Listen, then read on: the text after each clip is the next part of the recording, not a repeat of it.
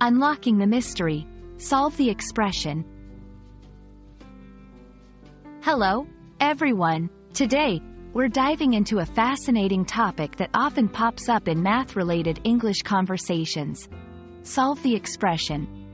Whether you're tackling homework, studying for an exam, or just curious about mathematical English, understanding this phrase is key. So, let's decode it together and make you comfortable with solving expressions. Solve the expression refers to the process of finding the value of a mathematical expression. An expression is a combination of numbers, variables, like x or y, and operations, such as addition, subtraction, multiplication, and division. When we solve an expression, we're calculating its value. This might involve simplifying it or substituting variables with numbers if they're given. Expressions come in various forms, each requiring a different approach to solve. Here are a few common types. Numerical expressions. These are made up entirely of numbers and operations. For example, solving the expression 2 plus 3 involves performing the addition to find the value, which is 5. Algebraic expressions. These include variables along with numbers and operations. Solving these might involve substituting the variables with numbers and then performing the operations. Complex expressions.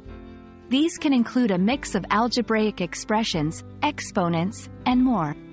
Solving these might require several steps, including simplifying and substitution. 1. Identify the type of expression you're dealing with. Is it numerical, algebraic, or something more complex? 2. For numerical expressions, simply perform the operations in the correct order.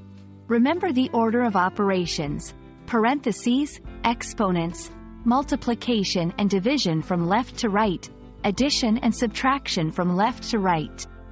3. For algebraic expressions, if variables are involved and their values are given, substitute them in and then calculate as you would a numerical expression. 4. For complex expressions, break them down into simpler parts, simplify each part, and then solve. 5. Always double-check your work to ensure accuracy. The best way to get comfortable with solving expressions is through practice. Try solving expressions of different types and complexities. Use worksheets, textbooks, or online resources to find practice problems. We hope this video sheds light on how to solve the expression and makes you more confident in tackling mathematical English. Remember, like any skill, proficiency comes with practice. Don't get discouraged by complex expressions. Each one you solve makes you better at understanding and using English in a mathematical context. Thanks for watching, and happy solving!